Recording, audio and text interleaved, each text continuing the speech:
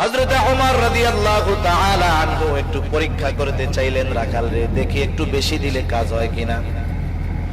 রাখাল রে এবার ওমর রাদিয়াল্লাহু তাআলা আনহু বলতেছে, ও রাখাল, আমি তোমার কাছে একটা প্রস্তাব দেই, তুমি একটা কাজ করো, একটা দুধওয়ালা ছাগি আমাদেরকে দিয়ে দাও, বিনিময়ে আমরা তোমাকে তার মূল্য দিয়ে দিব।